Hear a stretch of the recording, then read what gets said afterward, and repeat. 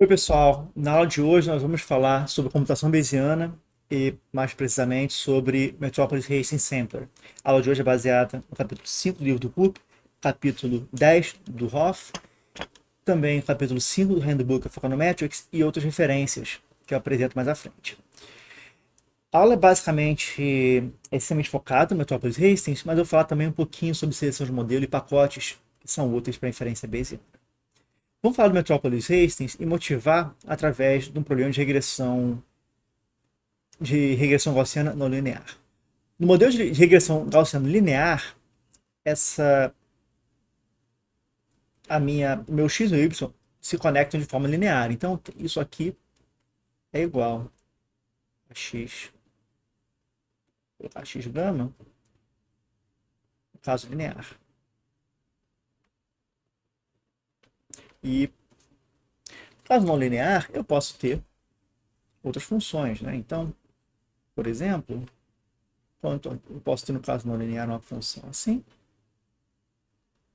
e quando no caso linear, eu tenho uma reta.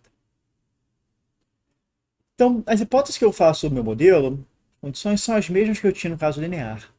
Meu epsilon é um choque, é um erro normal, independente, com variância, com precisão H, e meu x é fortemente exógeno. Sobre essas condições, eu consigo calcular a verossimilhança do meu modelo. O meu y, dado x e o parâmetro, é gaussiano. Então, ele tem essa variância H, mas agora minha média é meu φ de x gama. Naturalmente, a minha priori, ela tem que capturar características da minha função, né? Os meus parâmetros. Se eu tenho gama que tem que ser positiva, minha priori ela tem que ser definida nos positivos. Então, eu preciso ser cuidadoso com a escolha da priori, no caso, de modelos não lineares. A interpretação é um pouquinho diferente é bem diferente dos modelos não lineares. Para simplificar a nossa vida aqui, eu vou supor que a nossa priori ela é não informativa. Então, e ela é difusa tanto para H quanto para gama. Já a posteriori, ela é calculada da maneira clássica, né, a priori vezes verossimilhança, ela não pode ser amostrada diretamente, de forma geral, né, para algumas funções de φ. Eu posso, no caso se φ for linear, mas de forma geral não posso fazer isso. De qualquer forma, se eu tenho sobre essa priori não informativa, eu consigo calcular a posteriori de gama incondicional, posteriori marginal de gama, que é proporcional a essa quantidade aqui. Isso aqui tem uma cara de T, né? Mas não é. T, na verdade, isso é só uma forma quadrática. O segundo exemplo é a regressão logística. A regressão logística é possivelmente o modelo mais utilizado para classificação. Tem uma interpretação econômica por que dessa regressão, mas eu quero trazer apenas como uma forma de modelar a densidade condicional. Na regressão logística, a razão da probabilidade de y ser igual a zero, log da razão de chances, tem uma forma linear. Isso aqui é equivalente a dizer que minha probabilidade de y é igual a 1, dado x e θ é igual a e elevado x transposto sobre beta 1 mais e elevado a x' beta novamente. Então isso aqui é chamada minha função logística.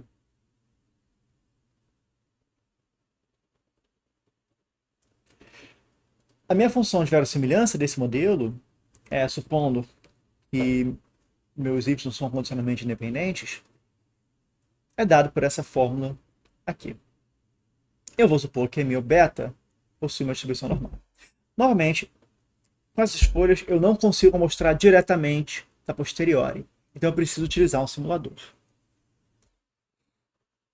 O Metropolis Hastings ele é um outro algoritmo dentro da classe de Markov Chain Monte Carlo, ou seja, é é um amostrador que ele gera uma cadeia de Markov, as amostras são dependentes, e eventualmente a distribuição marginal, né, depois de converge, a distribuição marginal dessa cadeia, ela é a distribuição da minha posterior, que eu quero mostrar.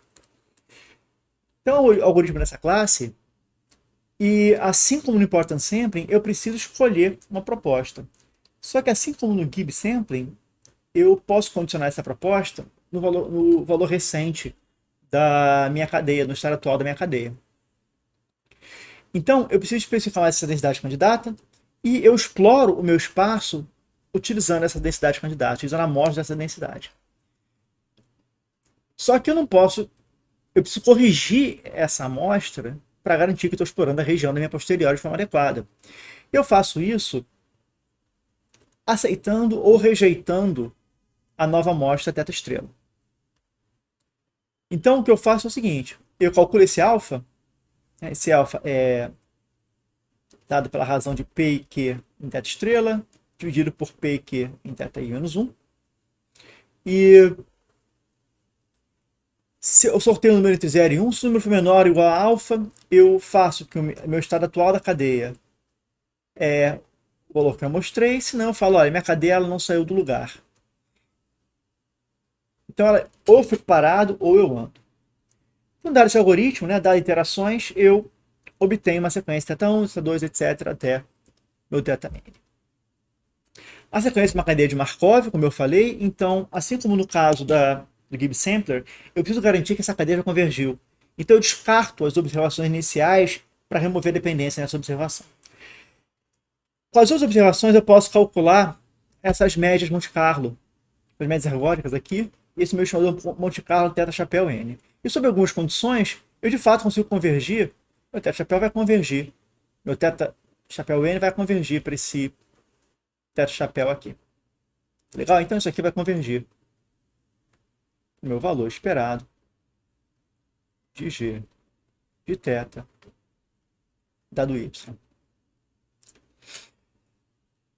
Se a dependência ela desaparece com uma certa velocidade, e eu estou no regime estacionário, né, eu tenho as condições que garantem isso, a lei de grande número, o teorema central do limite também vale, mas a minha covariância, minha variância, ela agora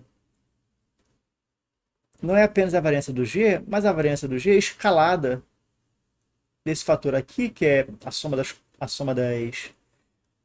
covariâncias, e isso aqui que nós chamamos de Integrated Autocorrelation Time.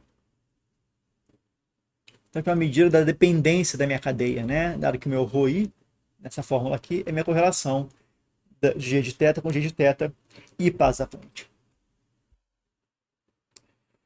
Eu preciso escolher uma proposta aqui, né? uma candidata aqui. E o Independent Metropolis, a candidata aqui não depende do passado da cadeia. E, naturalmente, como o meu objetivo é simular da minha posteriori, ela aproxima a minha posteriori. Candidatos tradicionais são, mais tradicional talvez seja, usar uma gaussiana com média o meu estimador de massa verossimilhança e a variância mais estimativa da variância desse estimador, que é dado pelo inverso da informação de Fischer.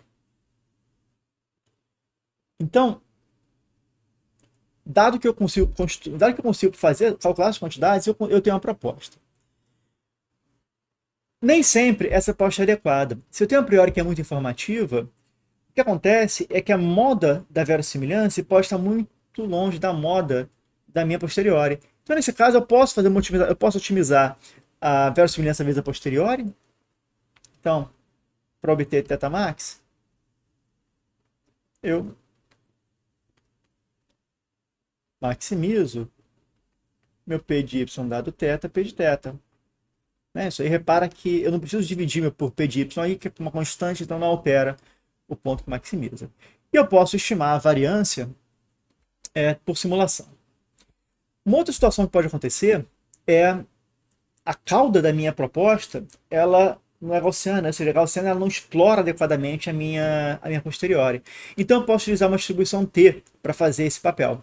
A distribuição T tem caudas mais pesadas, então eu vou conseguir atingir regiões que eu poderia não atingir naturalmente.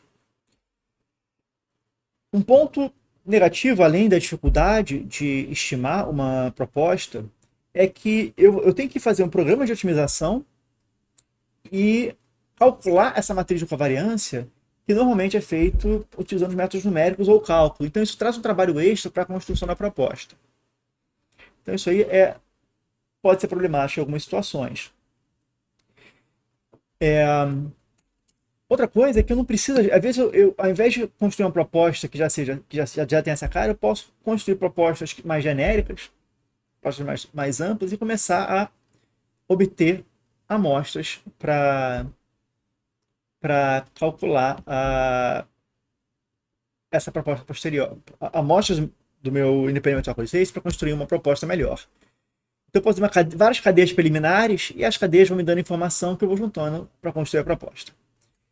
E finalmente, para o Independent Metropolis Hastings, quanto maior a taxa de aceitação, melhor. Ou seja, se eu aceito o tempo todo, quer dizer que eu estou mostrando a minha posteriori, frequentemente. Vamos usar como toy model a minha regressão logística. Só que eu apenas com uma variável, tenho 2 parâmetros, e a minha priori ela é gaussiana. A minha verossimilhança, a minha posteriori, desculpa, ela é minha verossimilhança vezes a priori. Então, aqui eu tenho o termo equivalente à minha verossimilhança, após, obviamente, alguns cálculos, que é o termo equivalente à minha priori. E nesse caso específico, eu simulo 50 observações, meus dados são 50 observações de y e x, onde o meu parâmetro beta1 é igual a menos 1 e meu parâmetro beta2 é igual a 5. Para construir a proposta de Independent Metropolis, eu vou utilizar o estimador de máxima verossimilhança. A minha priori ela tem uma variância razoavelmente larga, então eu acredito que a verossimilhança esteja próximo aí do valor que eu tenho interesse. Então, para calcular o estimador de máxima verossimilhança, nós podemos utilizar a função GLM, família binomial, que é justamente o estimador da minha regressão logística. E aí eu obtenho a minha média da minha posteriori. Aqui tem um erro, tá? Já a variância, eu calculei minha matriz de informação. Minha matriz de informação é dado, por isso aqui é mais, não é menos, né? x' wx elevado a menos 1, onde w, esses pesos, são matriz diagonal dado por g ou menos g, onde g é essa minha função logística. Então, obviamente, aqui eu tenho beta chapéu MLE. Aqui também. Então, agora eu consigo construir a minha proposta. Minha proposta Q é uma gaussiana, né? Então aqui é da normal, com parâmetros teta chapéu, com média teta chapéu e com variância sigma chapéu teto dada por essa forma. Eu mostrei 25.000 iterações e descartei as primeiras 5.000 observações para construir essa cadeia. Tá? Os exemplos que eu utilizo, a logística, eu vou sempre ter 25.000 observações e descartar as 5.000 observações para calcular os parâmetros. Olha que a taxa de aceitação é muito próxima de uma muito alta. Então é como se fosse praticamente independente das minhas amostras. Isso aqui é corroborado pelas minhas EACTs, que são super próximas de 1. Além disso, olha como essas amostras aqui, elas são de fato parece que são independentes. Além disso, a moda delas, né, a média delas, está bem próximo do valor que eu esperava estimar. Aqui está próximo de menos 1, aqui está próximo de 5. Lembra, porém, que eu não estou estimando pontualmente um valor. Isso é uma crença, né? Isso é minha distribuição de crenças e eu tenho minha priori e eu tenho uma amostra, então não vai ser exatamente 5 aí a minha estimativa. Eu tenho uma distribuição de estimativas. Olhando para a autocorrelação, eu verifico que no lag 5 já morreu. Minha correlação já não existe mais, é muito baixa. Então, eu só tenho aí residual. Então isso corrobora o que eu falei antes, que meu IST é baixo. Isso quer dizer que meu ST é baixo, isso quer dizer que minha cadeia é pouco correlacionada. As estimativas que eu obtive são a média menos 1,11, beta 2, 5,24. Aqui o desvio padrão dessa quantidade. Isso aqui são média e desvio padrão da posteriori. Então isso aqui é valor esperado de beta dado y e desvio padrão de beta dado y. Isso aqui é meu erro numérico. Meu erro numérico é bem baixo, né? Aqui eu tenho 20 mil observações.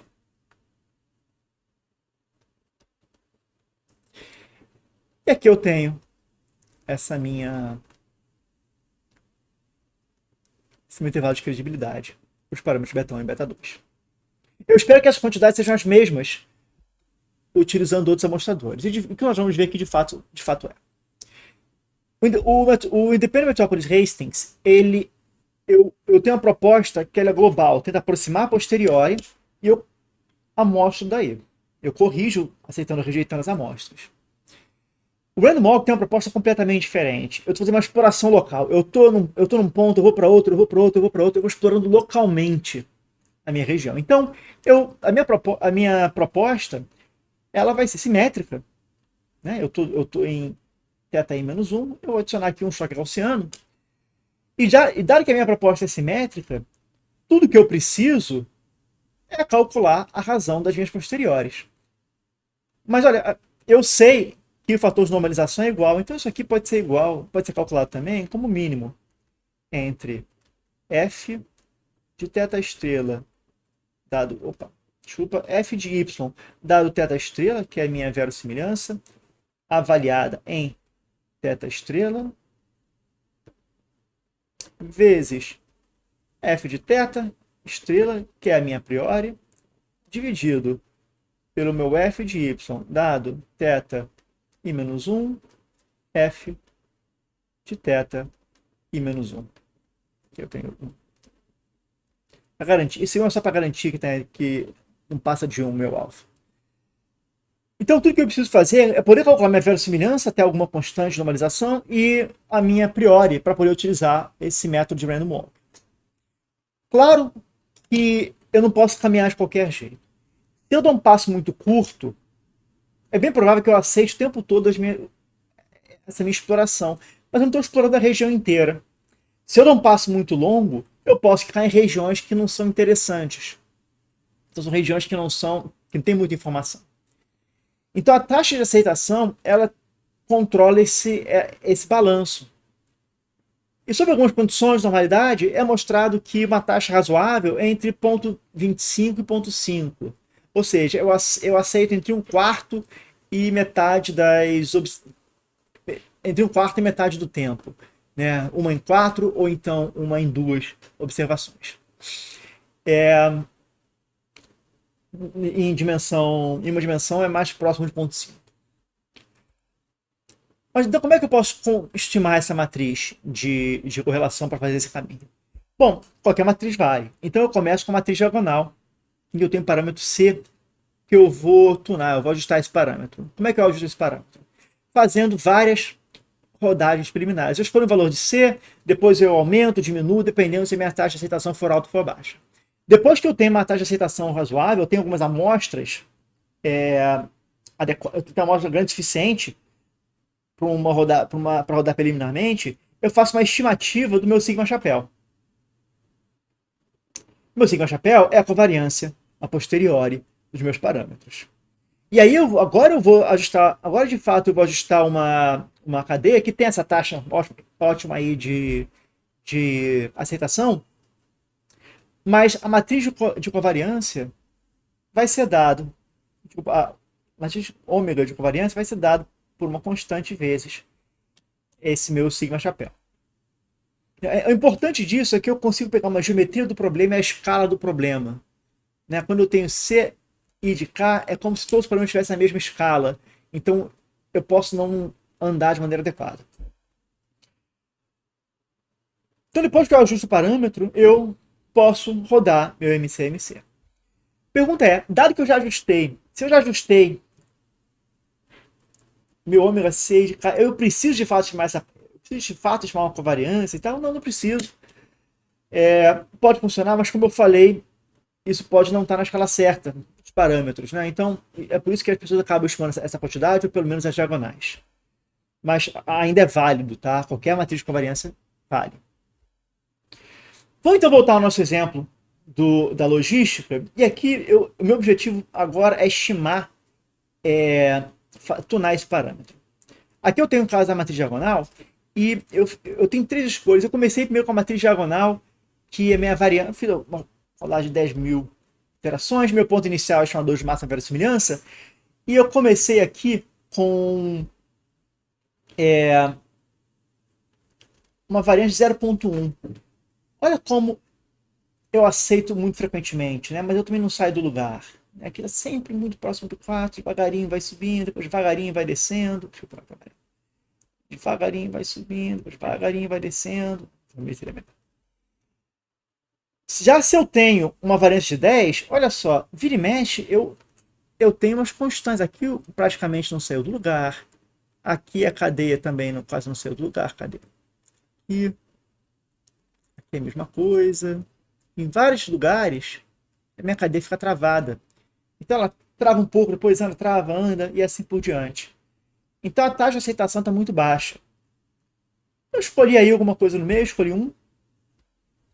E eu obtive, por acaso obtive aqui uma taxa ideal. Não precisava ser ideal, mas a cadeia está boa para mim.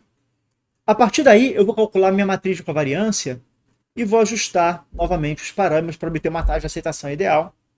E foi isso que eu fiz. Então, fazendo isso, eu obtive uma taxa de aceitação de... bom, foi em torno de 36%. Mas olha aqui como a correlação da cadeia, como ela é muito maior do que do independente. O independente, no lag 5, já tinha morrido. A autorrelação já era zero, praticamente. Já usando o Random Walk, eu tenho essa dependência maior, mas ela de fato está desaparecendo aqui geometricamente. A IACT para beta 1 e para beta 2 são as duas próximas de 8. Comparo com aquele 1 ponto pouco, 1.3 que eu tinha no caso anterior do independente. É bem maior. Mas ainda não é tão alto assim. A dependência da minha cadeia está morrendo. Eu estou conseguindo estimar adequadamente os meus parâmetros. Como nós vemos agora nesse slide. Lembra qual era o intervalo? Era basicamente 2.1 a 3.3, 2.01, de menos 2 até menos 0.3. E aqui eu tenho mais ou menos o mesmo intervalo, aqui de 2.6 até 8.4. Tem novamente um intervalo muito parecido. Eu estou estimando as mesmas quantidades. Porém, os meus intervalos aqui, eles são maiores, são aproximadamente 2, 3 vezes maiores. Então, essa correlação, ela acaba afetando essa precisão assim da minha estimativa numérica. Tanto Gibbs Sampler quanto Metropolis Hastings são algoritmos Metropolis Hastings. O Gibbs Sampler é o Metropolis Hastings com uma taxa de aceitação 1. Então eu tenho essa intuição que eu posso combinar os algoritmos. E de fato eu posso. Né? Então eu posso fazer um passo Metropolis Hastings dentro do meu Gibbs Sampler. E como é que eu faço isso? Bom, vamos ilustrar com um caso simples, que eu tenho dois blocos de parâmetros θ1 e θ2. Eu consigo a mostrada posterior condicional de θ1, dado θ2, mas eu só consigo avaliar a posteriori de θ2. Eu não consigo calcular, consigo avaliar aí, não consigo mostrar, mas consigo avaliar só até uma condição de normalização. Então, primeiro eu amostro θ1, dado o valor passado de θ2, depois, opa, aqui eu tenho um errinho, aqui é 2 e aqui é 1. Depois eu amostro o θ2, dado o valor da cadeia, em θi menos 1, e o meu parâmetro θ1, que eu acabei de mostrar no passo anterior. Eu amostro de alguma forma, eu aceito ou rejeito a minha proposta, o meu θ estrela, e se eu aceito, no novo estado da minha cadeia, meu θ2 é θ2 estrelas. Se eu rejeito, eu não movo o θ2. O θ1 está sempre movendo. Agora o θ2 pode ficar parado. Então vamos agora usar esse... Vamos trabalhar então um exemplo de uma regressão não linear com isso que nós discutimos agora. Então isso aqui eu estou usando uma função de elasticidade constante de substituição. É uma função muito usada em economia. O que importa para mim aqui é que ela é uma função não linear e que se meu gama k for igual a 1, então eu tenho uma função linear. Tem modelo linear. Deixa eu escrever modelo linear. Então isso aqui implica um modelo linear. E eu vou supor prioridades não informativas. Eu não devia fazer isso, mas eu quero só facilitar um pouquinho a nossa vida para focar aqui no contexto. A minha posteriori condicional de gama é a minha priori vezes a minha verossimilhança. A minha verossimilhança, dado gama, a constante H não interessa, então é só esse kernel aqui da gaussiana. Mas repara que gaussiana em Y, né? Isso aqui não é uma gaussiana para meu gama. Eu não estou dizendo que meu gama tem uma densidade gaussiana. Agora, dado o meu conhecimento de gama, a minha precisão tem uma distribuição gama conhecida. Então, eu consigo mostrar o meu H, a minha precisão, mas eu não consigo mostrar os meus parâmetros gama da função não linear. Então está bem claro qual é o nosso programa aqui. Dado o conhecimento de H, nós vamos mostrar um parâmetro gama. Dado o conhecimento de gama, nós vamos mostrar H. Nós vamos mostrar o gama utilizando o random walk. Então nós vamos precisar escolher uma matriz de covariância adequada. Nós fazemos esse processo é feito, até recomendo vocês fazerem também, e atingimos eventualmente uma taxa de aceitação de 27%. Os valores iniciais, eles são obtidos, eu tenho que iniciar minha simulação em algum ponto, eles são obtidos da seguinte forma. Eu começo em 10 posições aleatórias do espaço e otimizo cada um desses valores iniciais, utilizando um método aí de otimização que não usa o gradiente. Esse método não precisa ser muito bom, mas é um ponto inicial para a minha cadeia, para fazer sentido. Cada um desses pontos vai dar origem a uma cadeia diferente. Eu agora estou falando de cadeias enormes. Cada cadeia vai ter 50 mil iterações e eu vou descartar as 10 mil primeiras para eu poder calcular o meu R-chapéu, para poder verificar se convergiu ou não. Eu utilizo, e para estimar esse modelo, né, os dados que eu tenho são uma base de dados de 123 companhias, onde eu tenho o output, o labor e o capital dessas 123 companhias. Primeiro passo, eu tenho 10 cadeias aqui. Eu tenho aqui a minha função de autocorrelação para as 10 cadeias. Repare que a autocorrelação dos parâmetros não é a mesma para todas as cadeias. Vocês podem ver que é bem diferente em cada caso. Né? Aqui o gama 4, que é a potência, a dependência morre bem mais devagar para pegar essa curva roxa aqui. Já o gama 1, 2 e 3 já converge um pouco, já está convergindo mais rápido nesse caso. Então eu tenho sequências diferentes. O gama 3 é difícil convergir também. Né? Ele realmente demora aqui, tem essa divergência grande entre as cadeias. Então, nem todas as cadeias elas se comportam iguais, apesar de ser o mesmo amostrador. Tudo que muda é o ponto inicial. Isso quer dizer que alguns pontos são mais relevantes do que outros. Alguns eu consigo convergir mais rápido, eu tenho aí uma cadeia mais adequada, eu tenho um comportamento melhorzinho, outros eu não consigo convergir tão rapidamente. Calculando meu R-chapéu nessas 10 cadeias, nessas 40 mil observações, as 50 mil eu joguei fora 10, eu consigo calcular o meu R-chapéu. E ver que para todos os parâmetros, eu convirjo rapidamente nesse 1.2 aqui.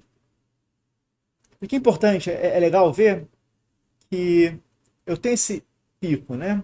Ele sobe um pouco e depois desce. Por curiosidade, ao fazer esse experimento, eu testei algumas cadeias muito ruins. Então, às vezes, o shrink factor estava lá em cima, estava em 40, 100, 120, com cadeias menores e com propósitos que não fossem tão boas. Então, eu tive fazendo essa escolha da matriz de covariância e esses ajustes são importantes para nós conseguirmos uma estimação adequada dos valores. Finalmente, eu utilizo agora todas as 10 cadeias e as 40 mil observações para estimar as estatísticas.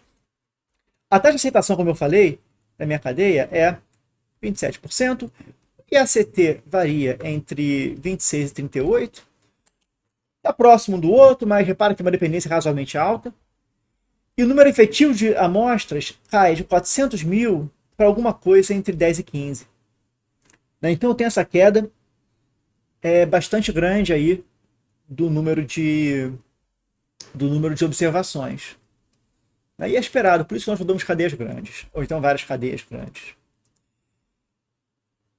Bom, aqui eu tenho a média, novamente, de padrão, o erro numérico, olha só como o erro numérico é pequenininho. Então, o erro numérico está na casa de 10 a menos 3. E eu tenho aqui os quantis de 2,5 e 97,5, então tem esse intervalo aí. E repara que o meu gama 4, ele talvez seja igual a 1. Ele é próximo de 1 aqui. Pode ser, que fazendo um teste bayesiano, eu descubra que o gama 4 não é tão importante. Ou seja, que o modelo linear é adequado para esses dados. Claro que a história não acaba aí. Eu falei 3 simuladores MCMC, 4 simuladores MCMC, falei Important Sampling. Esses são métodos razoavelmente simples, mas existem métodos muito mais avançados. Nós discutimos apenas a entrada para entender a mecânica e como avaliar. Os métodos de avaliação de MCMC, obviamente, eles valem. Assim como essas ideias do que é o independente, o que é o random walk. Mas pode ser que eu consiga fazer melhor. Por exemplo, eu não preciso rodar cadeias iniciais para estimar a covariância do random walk, do MCMC adaptativo. Eu tenho um método chamado Adaptive Random Walk, que permite que essa matriz seja estimada ao longo da cadeia. Em algumas situações, eu não consigo calcular a minha verossimilhança, mas eu consigo estimar eu consigo construir um estimador não enviesado.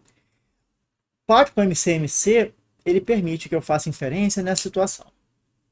Tanto o INLA quanto o MALA, eles permitem uma exploração local melhor o Hamiltoniano também, uma exploração local melhor da minha cadeia. Então eu consigo fazer movimentos que são sempre informativos. Então eu consigo explorar a minha posteriori de maneira adequada. Eu tenho aí duas motivações diferentes, dois caminhos diferentes que foram tomados.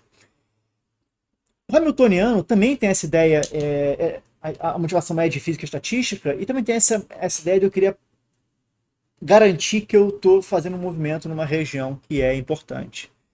E esse método hamiltoniano, ele funciona tão bem e foi implementado, e ele é tão genérico, que existe um pacote chamado STAN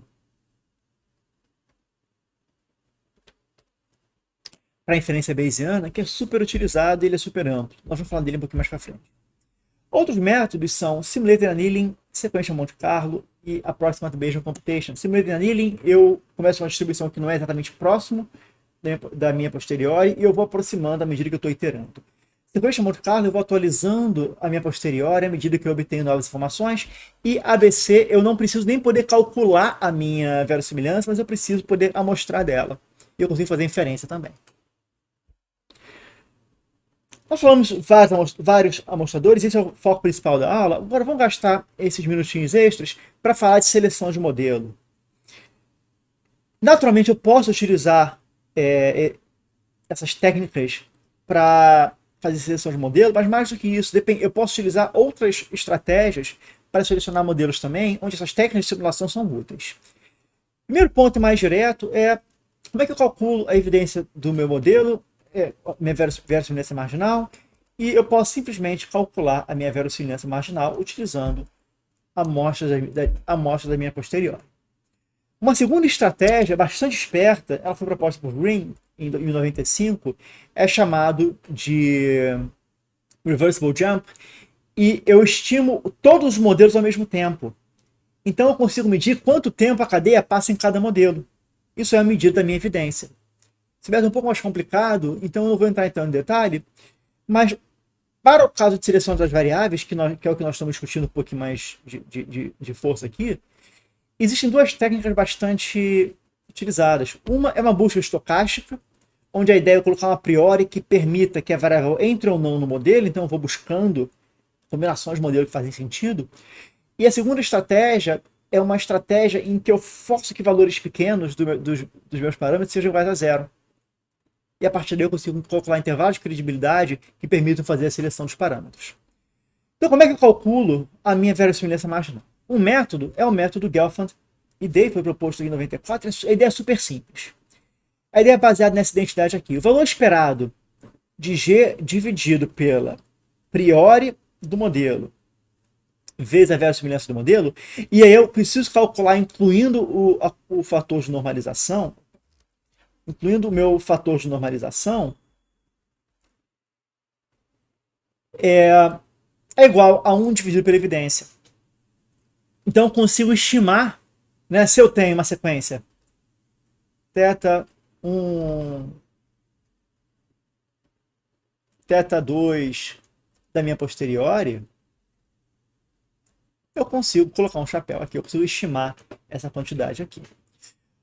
A pergunta é, como é que eu escolho essa função g? Bom, essa função g ela tem que ser uma densidade. Então eu posso escolher qualquer densidade, mas eu preciso garantir que ela não exploda, né? Eu não quero que exploda nas caudas. Então, um método efetivo é usar uma normal, só que truncar as caudas. Desde que se você truncar na região certa, não tem problema, porque você ainda vai ter uma estimativa bastante razoável aí da sua evidência. Outra estratégia é essa que eu falei de fazer uma busca estocástica. Então, a ideia é que a minha priori, é que eu tenho um modelo que é hierárquico, tá? E nesse modelo eu tenho aqui um tal i que é igual a 1 se a variável entra no modelo. Então, se tal i for igual a 1, a minha priori de beta é essa priori normal aqui.